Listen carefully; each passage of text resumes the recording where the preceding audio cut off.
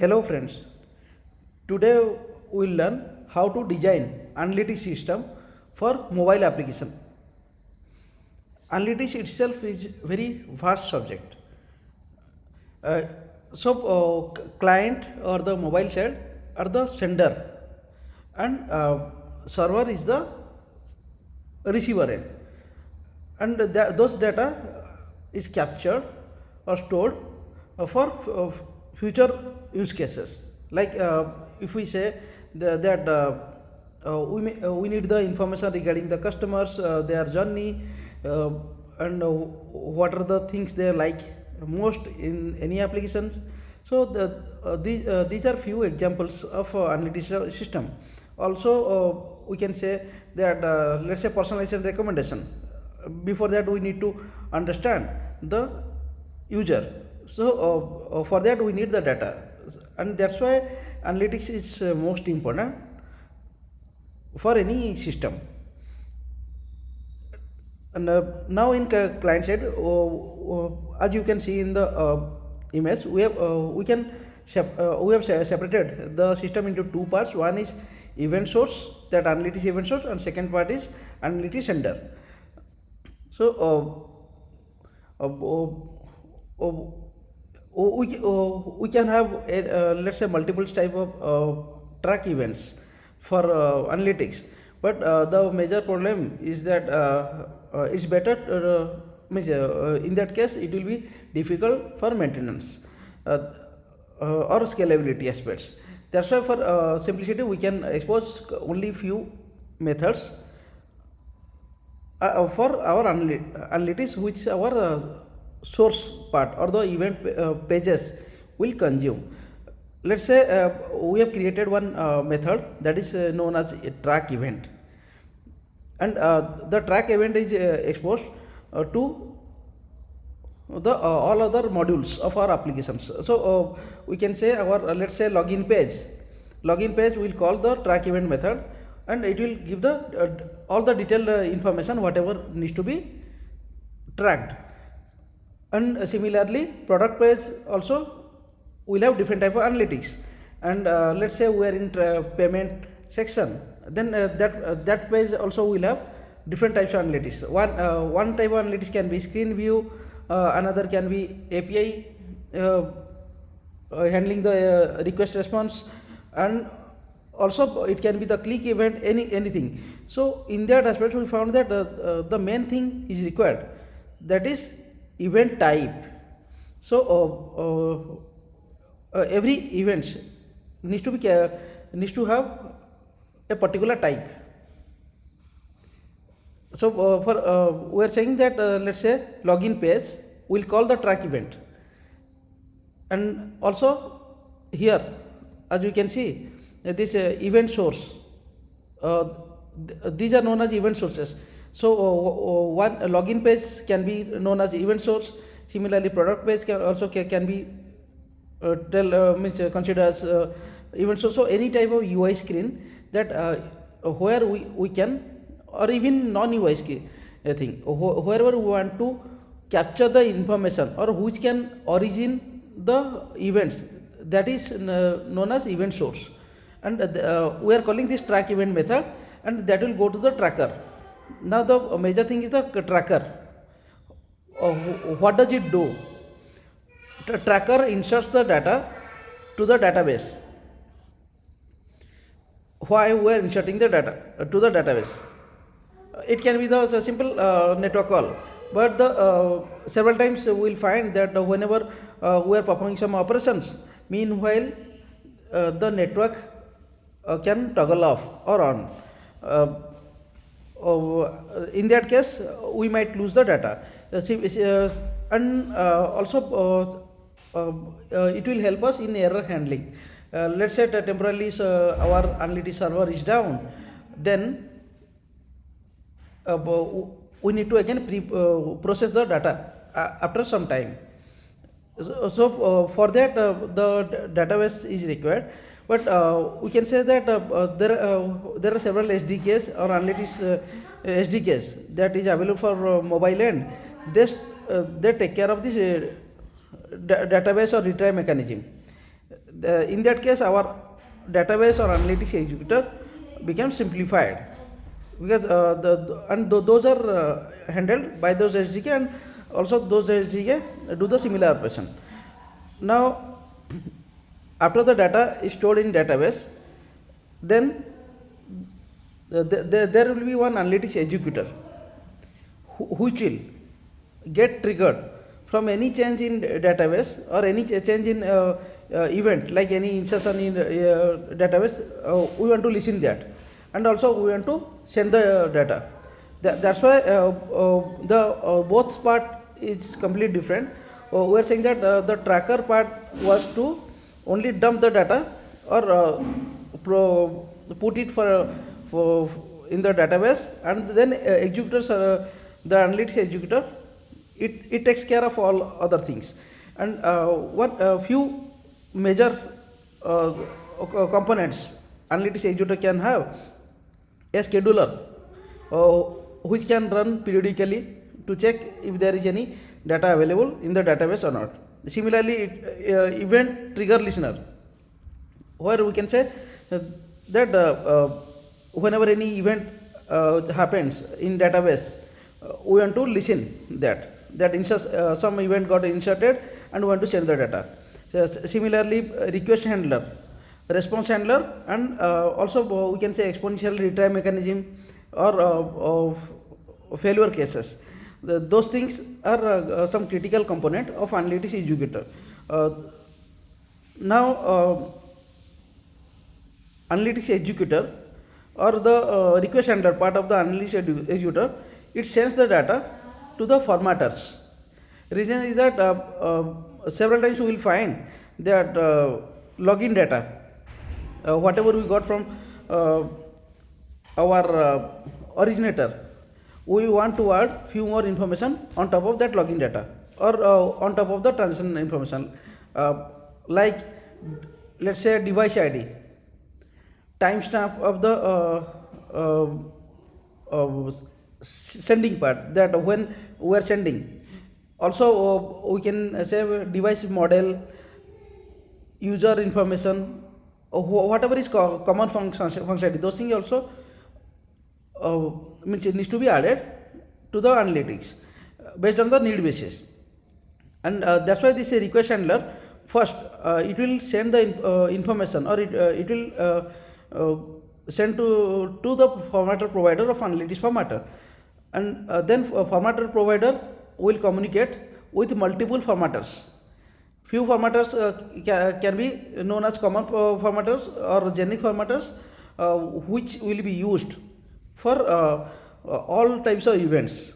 Like we are saying that we want to capture from which device, or the model of the device, or what is the Android SDK version we have, and what is the application version we have. So these are a few common things which can be or which needs to be sent across all types of events, irrespective of the events.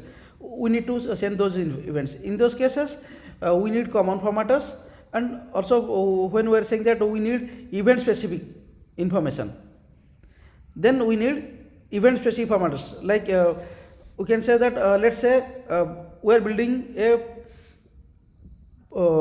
product, we are showing a product listing screen, and there we want to show that what are the product IDs, or what are the IDs of the product that is shown to the user.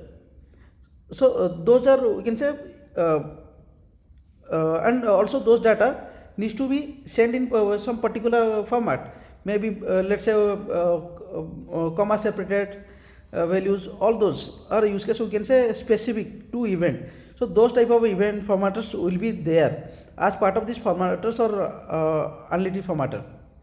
And then first it formats the data and give back or return to the request handler. Now that info, or then the analytics executor calls the analytics provider. Analytics provider, we can say that there can be multiple types of analytics provider.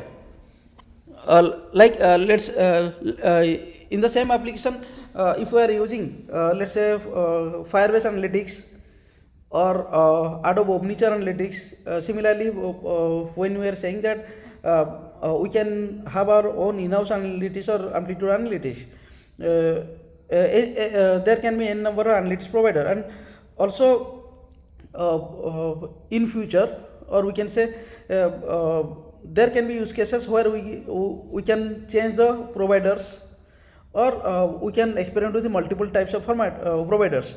That, and that's why we need the analytics provider for that. And so first the data will go to analytics provider, and analytics providers will choose the appropriate provider based on the configurations, validator, and also validator. Like let's say in our application we are using Google Analytics and Adobe Analytics, and suddenly we found that we need to disable all the events for Google Analytics. We don't want to send to that, so the validator will help in that.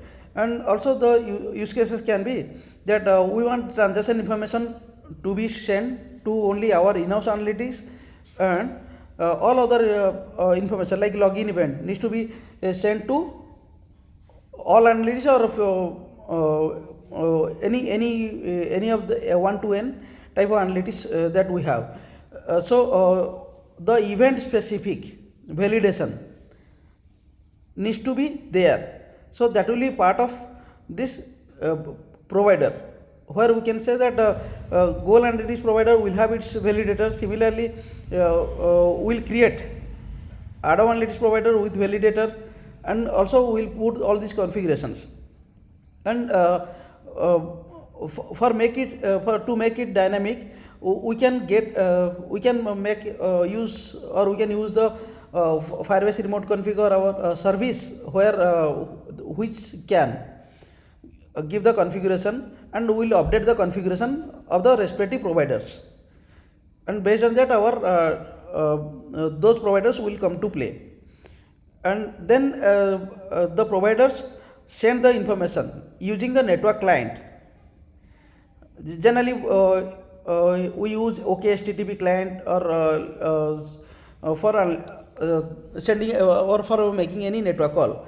There can be different type of interceptors that we may need, or that's why network client is separate module, we can say, and it handles lots of things. And this network client request to the server, or we can say it sends the request to the server, receives the data from the server, and then it returns. So it's asynchronous. We are saying that the data is asynchronous. So the network client needs to send the information to the analytics executor. Let's say the analytics status, or the analytics event whatever we have sent, the status is success.